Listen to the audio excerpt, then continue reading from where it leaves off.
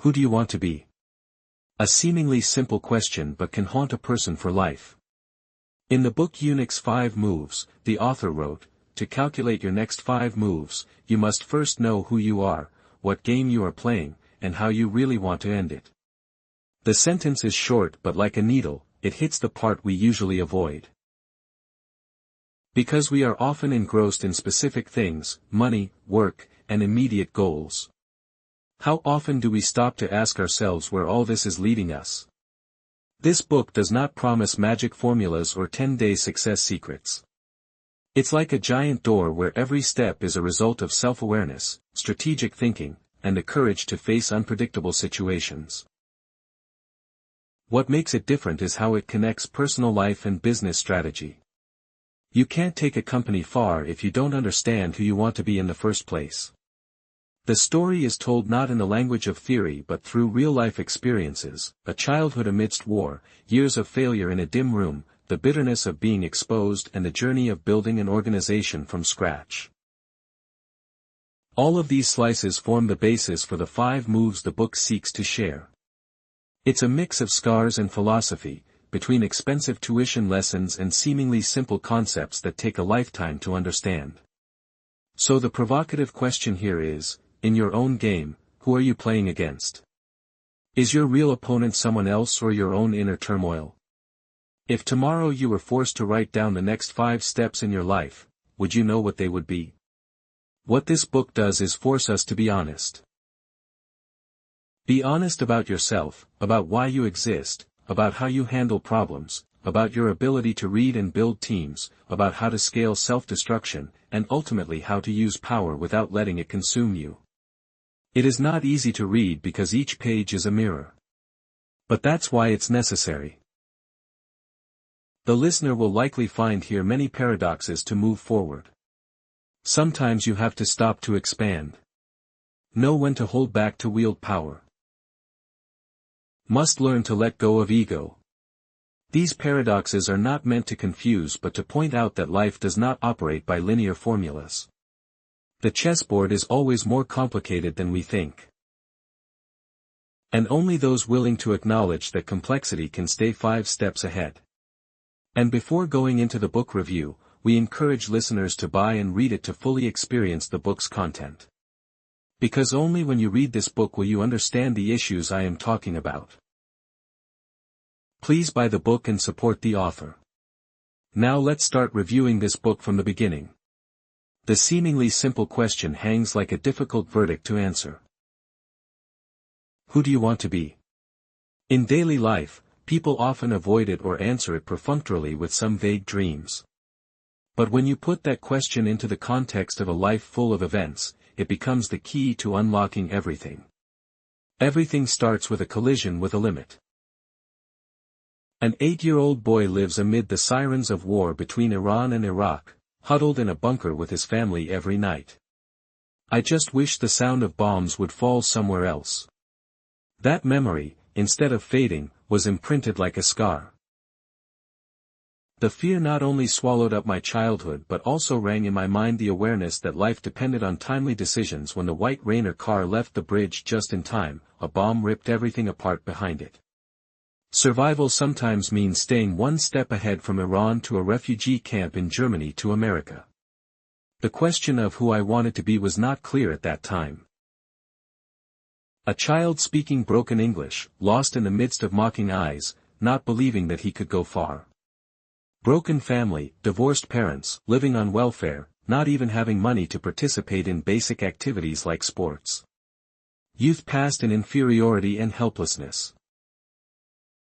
At the age of 18, the decision to join the army seemed like the only way to escape. Rather than a free choice. And then when he left the army at the age of 20, the young man entered the seemingly small business of selling gym membership cards, but it opened up a series of harsh sales collisions that brought in a little income and the illusion that as long as he worked hard, the path would be straight. But in those companies fairness does not exist. A promise of advancement broken. The reward deservedly fell into someone else's hands. Just because he has more years attached to that moment. Anger was about to explode. Quitting your job means losing all your income, which means uncertainty. But it was while sitting in the car, alone with the bitterness, that a ray of light flashed.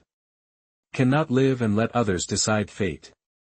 And from the wellspring of that anger, for the first time a clear list was formed, not of vague things but of certainties to be achieved, which would give the family name meaning.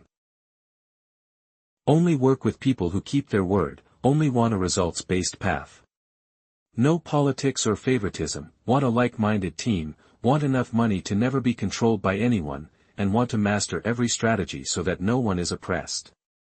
It is in that moment of rejection, paradoxically, that the ego begins to take shape. Failure is no longer the end but the push to look inward.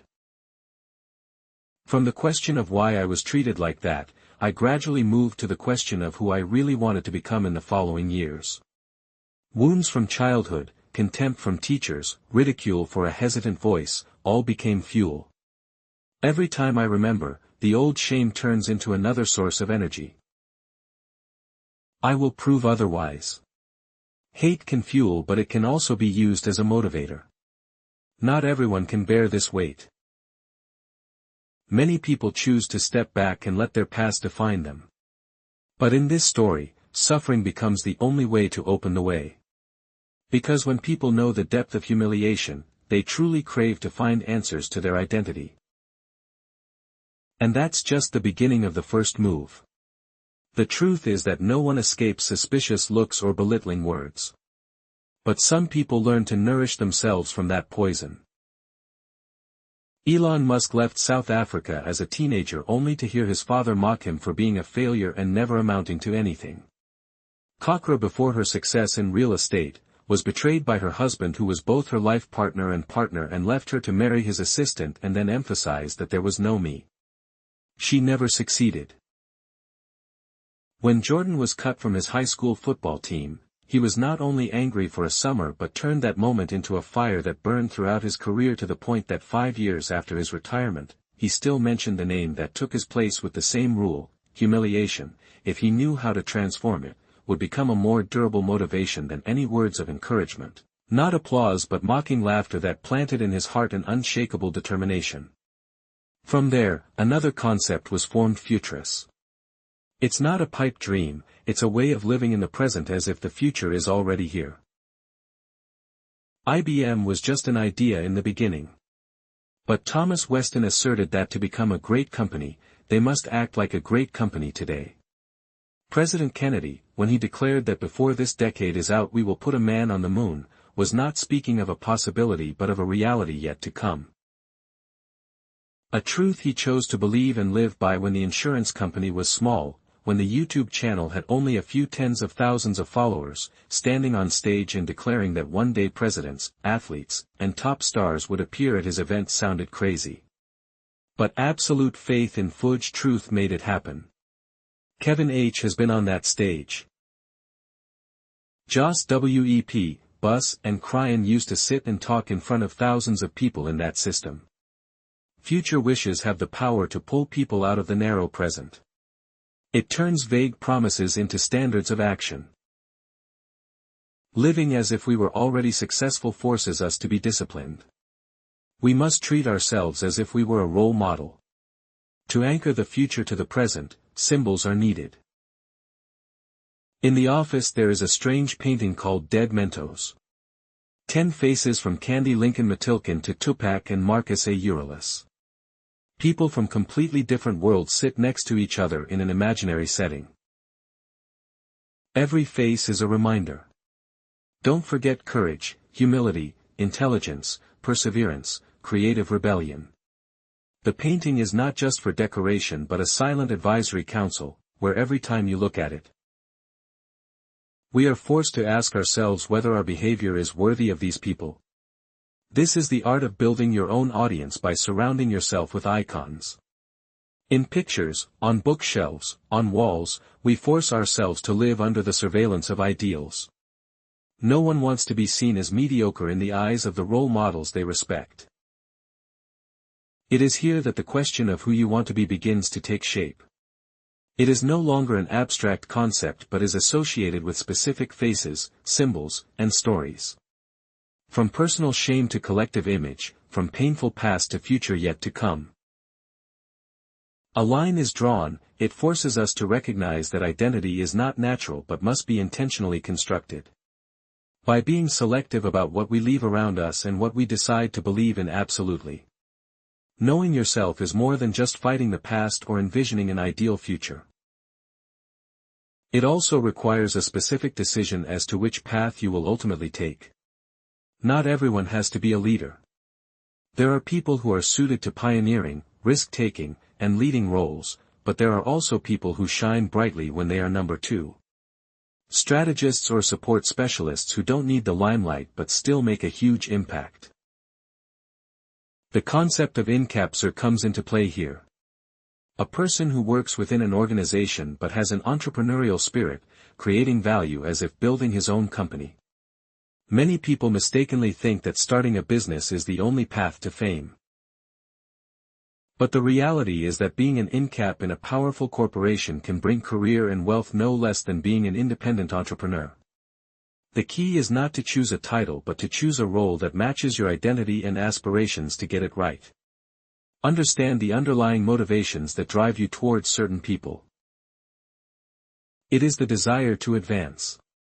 Prove yourself superior to others.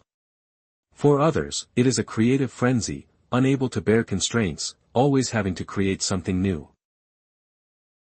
Some people live for independence, not wanting anyone to control them, and others put everything on a greater meaning, leaving a mark that goes beyond the individual, an ideal that transcends time. These four types of motivation are not good or bad, they are just different. It is important to be honest with yourself. What drives you? Along with identifying motivations, it is necessary to identify non-negotiables, things that cannot be traded off. No compromise with deception, no acceptance of oppression, no sacrifice of principles just for a position or a few pennies of profit. This list of non-negotiables is like a moral compass. Keep you grounded when everything around you becomes chaotic. From here, the first move becomes clear. No one can go far without knowing who they want to become, without knowing where the boundaries are that cannot be crossed and what the future they choose to believe in is.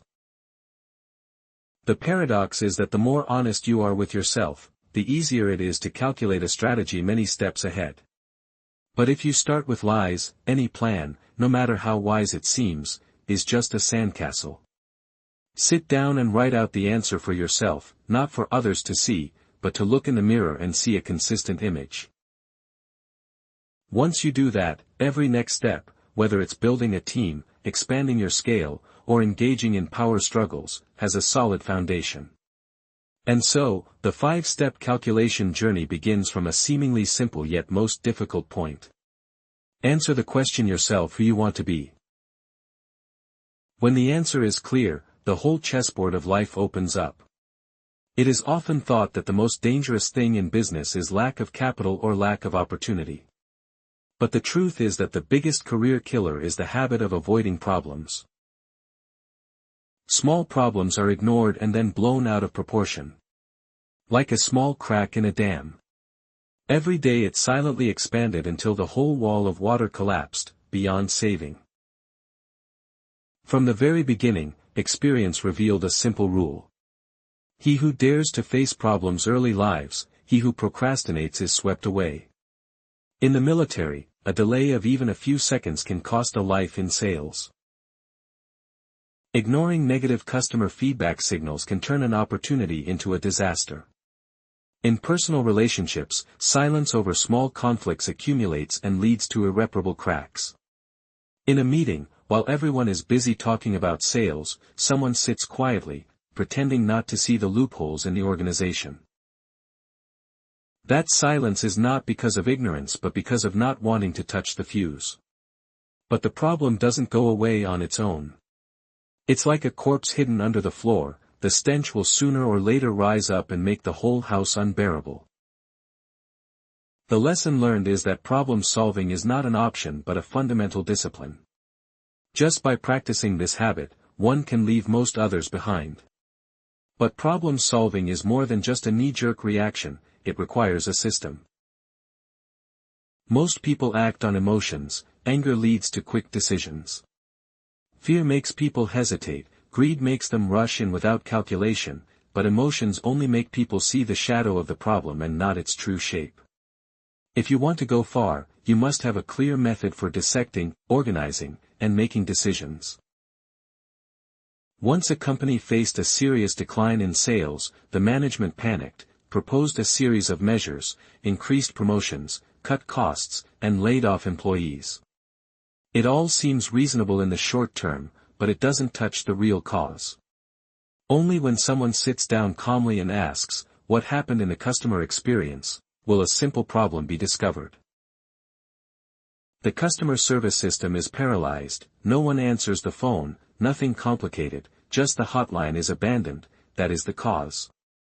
Without discipline in handling, the company will continue to bleed into superficial solutions and then die because it misses the root cause more and more. Problem handling is more like a survival skill, without it, every next move is blind, with it, people dare to move. Even when they have not seen the whole picture of the chessboard. This is the nature of the second move. Learn to train yourself to have a brain that always asks questions. A pair of eyes that do not avoid the truth and a pair of hands ready to handle even when things are still messy. Most of us do not really solve the problem but only linger on the symptoms. Like when we see a fever. We rush to take fever-reducing medicine while the real cause is an internal infection. When the medicine runs out, the fever returns. The same goes for businesses, where many people cut staff to save profits without realizing that the root cause lies in outdated products or poor customer experiences. This is where a different way of thinking comes in. Shokes. Imagine every problem as an equation, with a hidden variable called x. Only by finding the right value of x can the equation be solved. If we blindly solve it, we will forever be stuck in meaningless answers. When a technology company is in crisis because employees keep quitting, at first people blame the younger generation for being impatient and giving up easily. But when we dig deeper, the question arises, why do they leave? Survey data shows that salaries are just the surface. The root cause lies in a controlling management culture that makes employees feel stifled by creativity. Only by fixing the management culture can the company retain talent. The problem is that most of us don't have the patience to go all the way. The brain is dominated by three familiar enemies: laziness, fear and greed. Laziness makes us accept simple solutions. Fear makes us not dare to dig deeper. Greed makes us rush into the quickest solution hoping to reap immediate benefits. These three are fertile ground for bad decisions. To overcome. It takes both science and art. The science is in building a structured method. The INS-time formula is one of the standard frameworks. Every decision needs to balance three factors. How much capital is spent, how much time is lost and the benefits can be gained, write them down on paper. Compare them between options, people will see the difference clearly instead of being blinded by emotions. But science alone is not enough. Art is the subtle part that cannot be quantified, lies in intuition honed through experience. Sometimes the data suggests a choice but intuition reminds us that there is a missing piece. Many entrepreneurs have escaped danger thanks to a hunch that something is not right. True. Intuition is not magic. It is the product of thousands of failures and lessons learned. The combination of method and intuition creates a special ability. Seeing the root of the problem, even when the surface is very convincing, is like a veteran chess player, not looking at the piece that has just moved, but at the space it leaves. In a tense moment, when everyone is debating whether to increase the advertising budget or reduce operating costs, a voice speaks up. What we need to answer is not advertising or costs. The real question is how our customers have changed in the past 12 months, and that is the variable. Only when we answer that question will every other decision make sense. The ability to compare for X does not appear overnight. It needs to be exercised like a muscle. If not exercised regularly, it will atrophy. Every time you encounter a problem, instead of rushing to find a solution, stop and ask what is X, the cause, where is the root. It may be unpleasant, it may force us to look back at ourselves, but only when we find the right benefit, the chessboard opens. All paths ultimately lead to a decision point. But what does decision really mean? Few people notice that this word comes from the Latin root e, which means to cut off, that is, when choosing an option. At the same time, you must decisively cut off all other options. That decisiveness is the essence of action. Many people think they have decided, but in fact they are just hovering, keeping a few open paths, and as a result, they go nowhere. The paradox is that the more difficult the decision is, the higher the price of delay, the more afraid everyone is of cutting off. Because it is like closing the door to safety. But it is keeping too many doors open that makes people stuck. Meanwhile, those who dare to cut off free up all their energy to embark on the only path. Of course, no one immediately becomes a master of decision-making. This ability comes from practice. Once upon a time, when the company was about to launch a new product, and the management team debated for weeks whether to launch early to gain market share or to perfect the features to avoid risks. It dragged on for a month, then 2 months. Finally, the opportunity disappeared, and the competitor took over the market. They were not wrong in choosing, but wrong in not deciding. Practice means accepting that there will be wrong decisions. But being wrong is better than standing still.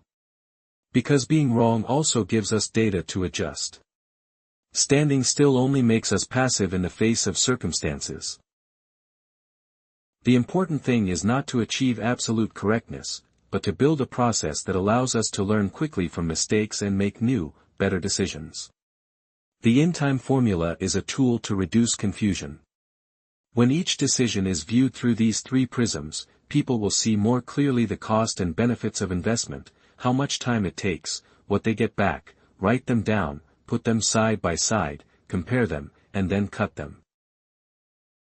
That tool both clarifies and forces us to practice systematic thinking. But the formula, this is just the first step. To truly live this power, 2 actions are required. First, take 100% responsibility for every problem. That is, if a project fails, don't blame the market, your employees, or your competitors. Look at yourself as the source of the problem and the only one who can solve it. Apply S for X to every decision, review each step, learn from your mistakes, and then calculate your next move. Second, don't keep your method to yourself. Share S for X with your team, and have them work together to apply it to 3 specific problems they are facing. Only when everyone is looking at the same goal will the whole organization act in sync. Otherwise, each person will solve a different equation, and the result will be chaos. When you practice these 2 actions, you will notice a profound change. Problems are no longer threats, but fuel for progress. Every time you encounter an obstacle, instead of panicking, you see it as an opportunity to strengthen your muscles. Rational, to upgrade your decision-making system. And so, the second move opens up the entire chessboard ahead. Because when you have a problem-solving discipline and a decision-making system, you are no longer lost in chaos. Every next step. Building a team, expanding scale, or participating in power chess games is based on a solid foundation. People who know how to calculate for X do not just solve the problem at hand, they create the habit of looking deeply into the roots, making decisive decisions and passing that ability on to the whole group. And that is what turns an ordinary person into someone who can be 5 steps ahead. People often admire the image of someone who builds a career alone. As if personal will and endurance are enough to overcome all challenges. The truth is different. In the early years of starting a business, he threw himself into everything. Being a salesman, a trainer, an accountant, a recruiting treasurer, sometimes even a delivery person, every day like a battle. And the feeling of controlling everything initially brings excitement. But then the body is tired, the mind is dull and the vision is narrowed by the never-ending work. The myth of the one who can do it all alone is shattered right before the eyes. No one can steer the ship, mend the sails, bail water, and be the navigator at the same time. Just one strong wind and everything collapses. This leads to a bitter but necessary realization. If you want to go far, you must have teammates, not teammates for the sake of it, but people who are truly compatible and look in the same direction. And most importantly, you want to be a long-term companion when looking for people. The problem is not just about qualifications or experience, the deciding factor is what they really want. Many people come to apply for a job saying they need income, but that is just the shell, dig deeper. Some people crave recognition. Some people want to prove their worth after years of being underestimated. Some people simply want a stable environment to support their family. If they just stop and surface answers, selection becomes a game of chance. You learn to ask questions not to test knowledge but to open the door to the other person's inner self. When you ask the right questions, their eyes change, their voice drops or flares up, and you see the fire inside. That is the real data to decide whether this person should become part of the journey or not.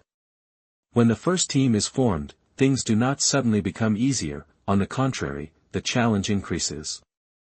You have to learn to delegate work, learn to let go of controlling every detail, and most importantly, learn to take responsibility for mistakes that are not directly caused by you. But it is at that moment that you realize the power of the collective when one person stands in sales, another tracks the index, another takes care of logistics. The whole system operates faster, smoother, like in a game of chess, no single piece can checkmate alone. You need the whole chessboard coordinated from pawn to knight, from rook to queen. And to set up that chessboard, the person holding a team must know where each unit is strong, where it is weak, and most importantly, what they are willing to sacrifice for the common good. A team is not just a collection of people, but a test of whether you are humble enough to admit that you cannot do it all when accepting that fact. The journey really begins. When a group of people begins to form, the next question is not how good they are, but how to keep them together. Long-term companionship, salary can be attractive, promotion opportunities can motivate, but those things are just the outer paint. The real foundation lies in culture, something invisible but stronger than any contract or policy. An organization without culture is like a house built on sand when the weather is nice. It looks solid, but just one storm, everything collapses. On the contrary, places that build a clear and lasting culture will survive the crisis. Because the people there know why they stay. Culture cannot be borrowed. It must be formed. Principles are made up of clear and repeated principles that become reflexive. Principles are not slogans hung on the wall for beauty, but specific boundaries. What is acceptable? What is not? When principles are affirmed, all members will have a common language. He has witnessed companies fail not because of bad products but because inside there is a hidden alcohol leak, meetings full of flowery words. But outside the meeting room is a game of backstabbing. When personal interests outweigh common values, that organization will collapse sooner or later. On the contrary, there are places where principles are absolutely respected. There, if someone breaks a promise, they are reminded immediately, no need for anger. Simply because keeping your word is the norm that cannot be violated. When principles become habits, people feel safe. They know that today or tomorrow, this environment will be consistent. The power of a principle-based culture lies in the fact that it cuts out countless useless negotiations when everyone knows the limits. No need. It takes hours of debate to set the rules. The rules are already in place, and everyone agrees to play by them. Consistency not only protects the organization, but also fosters individual self-esteem.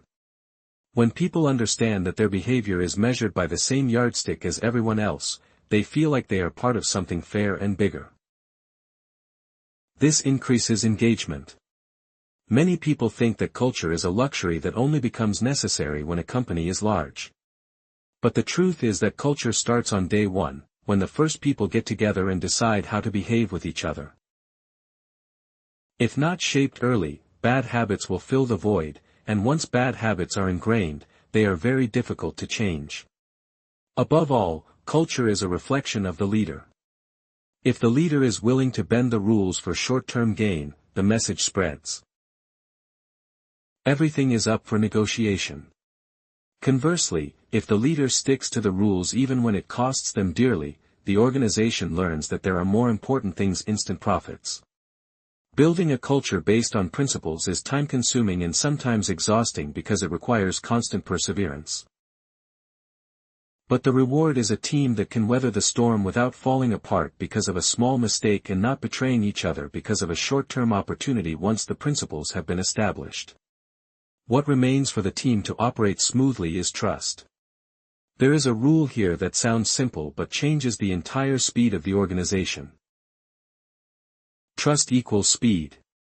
Imagine a project that needs to be implemented urgently. If the participants trust each other, meetings will be short and decisions will be made immediately.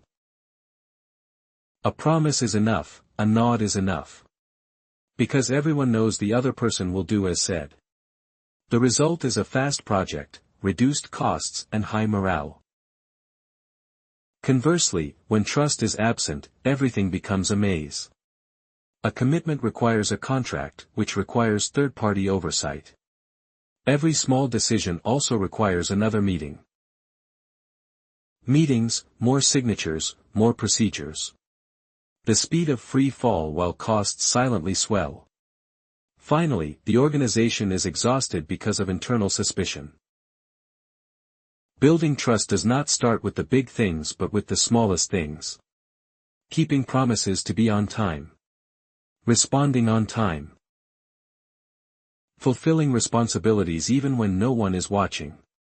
Each time you keep a promise, a brick is added to the foundation of trust. On the contrary, just one broken promise can cause the whole wall to crack. There are also times when the real challenge comes when a decision requires sacrificing personal interests, that is when trust is proven. One person willing to take responsibility to protect teammates will create a stronger effect than dozens of speeches.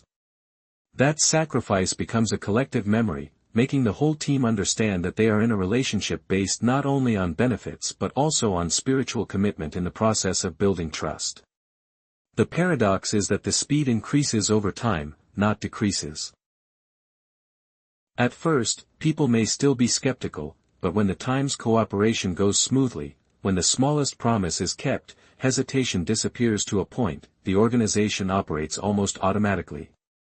Because each individual believes that the other will fulfill his role, without trust. The team is just a loose collection, with trust. The team becomes a living body, where signals are transmitted immediately and all parts react synchronously. And when we look back at the whole journey, from escaping the illusion of doing everything alone to shaping a culture based on principles and then nurturing trust to accelerate, we see clearly why building the right team is the third move. Without it, all strategic plans are only on paper. With it, the next moves really have room to be deployed. With a team united by principles and trust, the leader no longer has to shoulder everything. They can look up and look far, calculating many next steps. Because there is a trustworthy collective to take care of the rest. Scaling up sounds simple. Selling 10 products, then sell 100, then 1,000, 1 million. But the reality is different. Many people spend their whole lives only at the level of linear growth, taking small steps because they do not know how to break the axis to leap exponentially. When they start to see the work smoother, customers more stable, profits appear. The biggest temptation is to continue repeating that exact model. But the truth is that if you keep following the old path, at some point, the market speed will leave you far behind. Only those who know how to expand with calculation can maintain their position. Expansion is not just adding people, more capital, more products, it is making the most difficult decisions. Should you borrow to open more branches? Should you raise capital and share control, or try to recycle capital to maintain absolute ownership?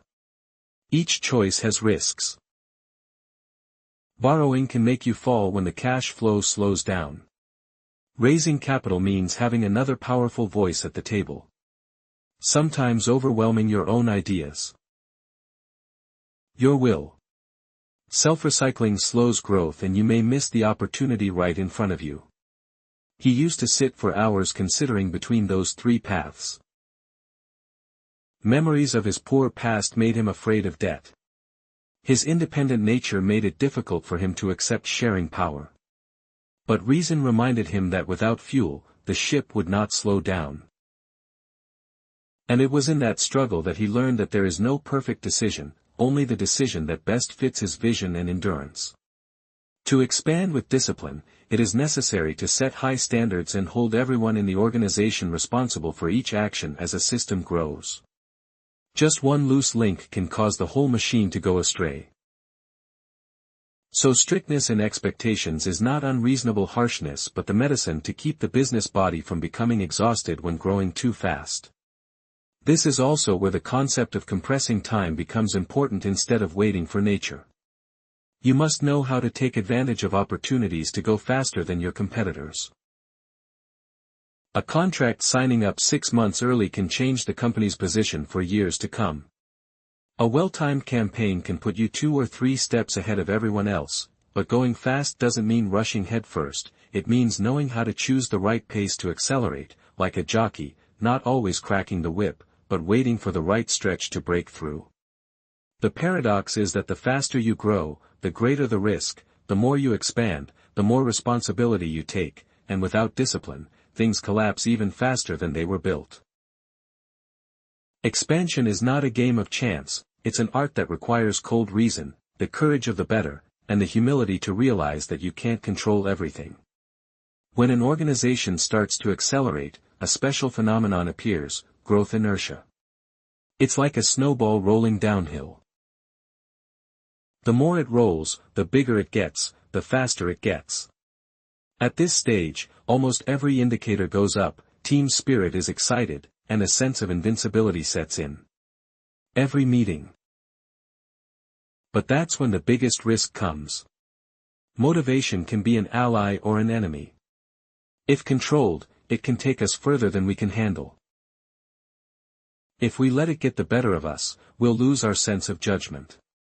How many companies have thought they couldn't fail, only to collapse overnight because they lost their cool at the top? You've experienced that feeling in the months when revenue doubled. People were applying for jobs, events were packed everywhere. People started to believe that if they just kept up the pace, the future would be bright. But a little voice in their heads wouldn't let them be complacent. Instead of asking how much we were winning, it asked, can we handle the chaos? Because chaos is inevitable when the chip team is cross-planted, the management system exposes red holes. As customer numbers skyrocketed, after sales service was overwhelmed, and dissatisfaction began to creep in. As the speed of decision-making increases, egos swell and personal conflicts easily erupt. This is a paradox that few people accept. Chaos is not a sign of failure but an inevitable consequence of expansion. The point is not to avoid, but to prepare. What does preparation mean? That means building a mechanism so that when chaos comes the system does not collapse. It can be a clear communication framework where information flows quickly but without distortion. It could be a system of periodic checks, detecting errors before they turn into crises, and more importantly, it is ego control, especially in a leader. Ego is the best trader in times of chaos. When things are going well, it's easy to confuse ability with luck, smart strategy with temporary convenience.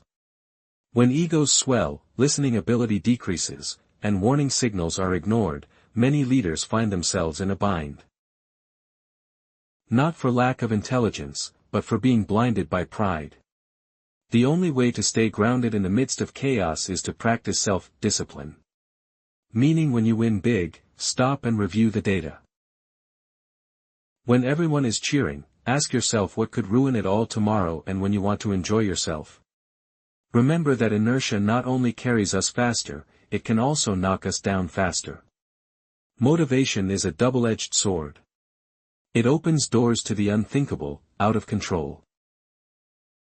It turned into a flood that swept away the entire structure. It took us many years to build. After learning how to control growth and prepare for chaos, the next thing to build is a data system accurate enough to shine a light on every corner. Otherwise, temporary excitement will mask deadly flaws. The idea is like the potty in sports.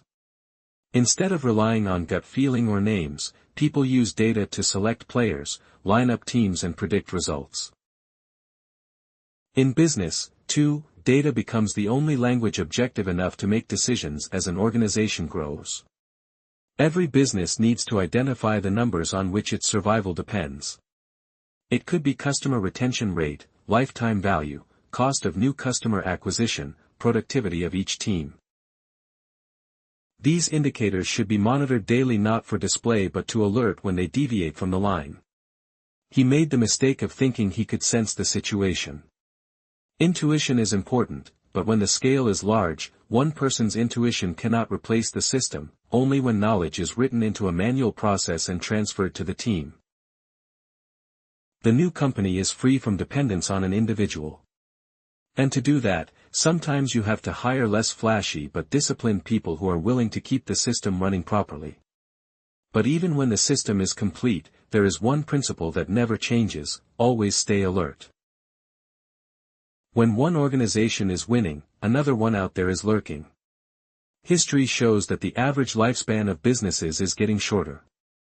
Many famous companies disappear because they become complacent, believing themselves to be invulnerable.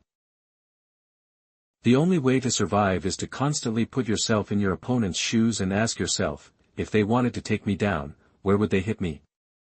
It is this very fact that helps us see the flaws that are normally easily overlooked. Sometimes the answer is painful: a weak product, a messy process, a shaky key person. But facing that uncomfortable truth is the only way to strengthen your power before others attack. Staying vigilant is not about living in fear, but about reminding ourselves that growth is never a guarantee of safety. When standing at the top, the risk of falling is greatest. A commander must be like a veteran chess player, even when overwhelming, still calculating potential counterattacks. And so, the fourth move closes. Expanding is not just about running faster but knowing when to accelerate, when to hold back, not just about getting more revenue but building a system so that no one out there can easily beat you. It's not just about enjoying the wins, it's about keeping a clear mind and always asking what the next weakness is that needs to be overcome. Only when you do that will you be truly ready for the power moves ahead. Facing a Goliath is never easy. That person could be a market leader, a powerful longtime competitor, or even just a more experienced colleague with all the advantages. They have brands, capital, relationships and even social trust for the strong. And you are just a small person. Few believed the difference was so clear that it seemed as if the outcome was predetermined from the start. Yet some people still choose to rush in.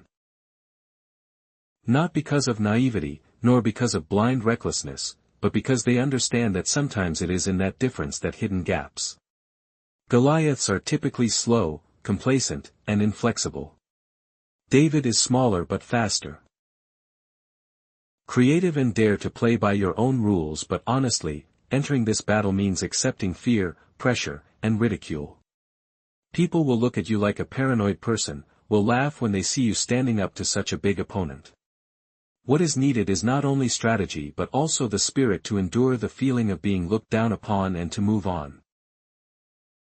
You have to be willing to work 10 times harder than you think is enough. In such circumstances, a series of strategies becomes the essential weapon instead of dispersing resources. Specialize. Choose a spear sharp enough to poke at your opponent's weak point. Stand up straight, act as if you were an equal. Because if you don't believe in your future growth, no one else will. Sometimes keeping a low profile is the way to avoid being trampled too soon. Wait until strong enough to appear. Take advantage of speed and flexibility. While it takes months for a giant to make a decision, you can change direction in just days.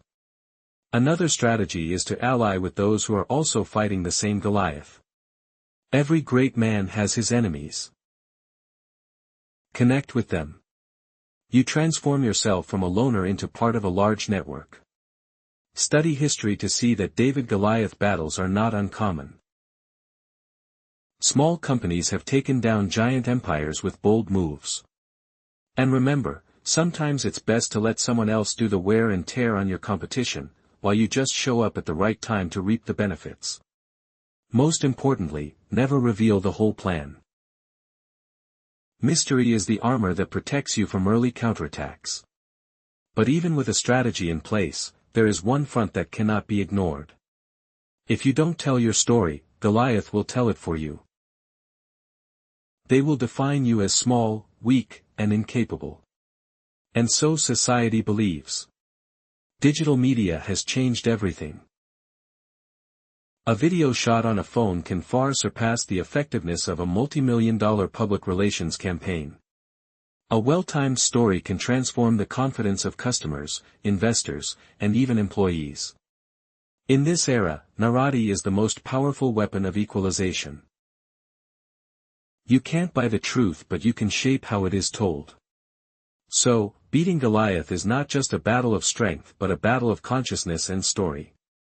A small guy who knows how to use speed. Narrative alliance. Can turn disadvantages into advantages. It is the only way to enter the chessboard of power without being crushed in the first moves. There is a world where the slightest mistake means death. There are no safe zones, no time to correct, only instant decisions and instant consequences. That world is not ideal, but it is an extreme environment that has honed the skills needed by anyone who wants to survive in business. Ability to sell, negotiate, and influence. Here, selling is not just about exchanging goods, it is about selling a dream, a story, a reason for others to believe in a company. Gang leaders don't recruit people with attractive salaries, but with the belief that following them will bring meaning, opportunity, or protection. That's the nature of business, convincing people to put aside their fears, step out of their comfort zones, and bet on a future you promise. Negotiating in that environment is not the same as negotiating at a brightly lit conference table. It takes place in extreme tension in every sentence. Every gesture can determine survival. To negotiate effectively, you must first read people. Their eyes, gestures, silences, are all data. It is an art that books rarely teach, but is the most important practical skill, influence at the highest level. One cannot control a crowd by command alone. They need to create an aura that makes others willingly obey. Sometimes it's respect, sometimes it's fear. But the common point is that leaders must make others feel they are participating in something bigger than themselves. He has tested this in business. Hiring is not just about offering a salary, it is a face-to-face moment, telling the story of where the company is going, the opportunities ahead and the role that person will hold in the future. Many people agree not because of the contract but because they believe in the dream being drawn. That is the power of selling at the highest level. But power always comes with risk in a competitive environment. Anyone can use tricks to turn the tables. So he used to ask his team to read and study famous laws of power, not to become schemers, to understand the game others can apply from there to defend themselves. In a world where everyone is ready to take advantage, naivety can get you eliminated instantly. Some people think that learning from teachers is unethical. But what really needs to be learned is not the illegal behavior but the harshness of the environment that forces them to perfect their skills to the point where they cannot make mistakes.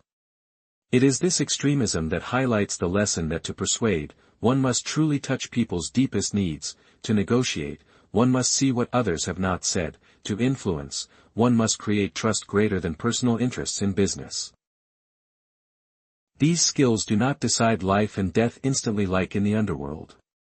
But in terms of meaning, they still clearly distinguish between successful and unsuccessful people, because every project, every organization ultimately revolves around people. And whoever controls his beliefs, whoever leads his emotions, wins. True power lies not in loud displays of power but in the ability to maintain stability even in the midst of chaos. Many people think that power only comes from money, status, or fame, but those things are fragile and can disappear overnight. Much more lasting power comes from within: emotional discipline, calmness in the midst of storms, and the ability to control the ego. Ego is a leader's best enemy when provoked. It makes us react instead of analyze. When flattered, it makes us forget reality. Ego makes people personalize everything, see every blow as an insult, and base decisions on emotions instead of data. And that is the fastest way to lose power. He learned to take a step back when attacked. Instead of reacting immediately, ask yourself if you are being led by emotion. Just that moment of pause was enough to change direction. From a state of wanting to retaliate, he switched to objective analysis. What is the opponent's goal? Where is the trap being set? How should I react so as not to get caught up in their game? That composure is not easy to come by, but it is what separates the one who wins a battle from the one who can win the war. Personal power is also forged through failures, through every fall. If viewed correctly, everything becomes a preparatory exercise for the bigger battle. When a project fails, instead of just being painful, he sees it as a test of resilience. When a partner betrays, instead of being bitter, he learns to recognize warning signals earlier. Each wound becomes a new, thicker, more durable skin. The state of being able to test things doesn't come from books, it comes from going through crises that many people can't bear. And after each time, he became less panicked, less shaken because he had been through worse and survived. That is the difference between a newcomer to the chessboard of power and a veteran. It's not that they were better from the start, it's that they were tested more times. Long-term leaders always maintain a habit of constant vigilance. When things are going well, they don't get complacent, they look outside themselves, find their own weaknesses, imagine how their opponents can take them down. It is not living in fear but a way of maintaining survival. Vigilance to survive. And so, power is no longer something ambiguous. It is the combination of three factors that control the ego. Learn from crisis to become battle-tested and stay vigilant for the long term. When these three things are in place, the leader is truly ready for the big games, where even a small mistake can mean checkmate. Repeat the fifth move. The whole chessboard is clear from understanding yourself, training your mental capacity, building a team, and expanding with discipline. Right up to the power moves, each step builds on the previous one, and only when 5 moves have been made can one enter the final battle with the confidence that one has prepared everything. Thank you for patiently accompanying this story from beginning to end. The 5 moves journey is not just a set of tools but a mirror to look back at yourself. Where am I? Who do I want to be? And how far do I dare go? If you've heard this far, I hope you'll take a moment to share your thoughts. Tell me what you see, where do you agree or disagree? Because sometimes honest feedback is worth more than a round of applause if you see something that needs improvement. I want to hear it straight. I also want to extend an invitation for the next book you're curious about that you'd like to hear about in a retelling like this. Let me know if it's a biography, a business classic, or even a little-known but powerful book. It is your suggestion that will shape the path forward. The lesson I learned from this whole journey is that power is not in isolated moves but in daring to see one step ahead before others do. Sometimes just a moment of clarity is enough to change the whole game. And if there is anything worth remembering, it is being honest with yourself. discipline in action, and courageously maintain identity. Those are the non-negotiables. Thank you for listening until the end. See you in Book Essence.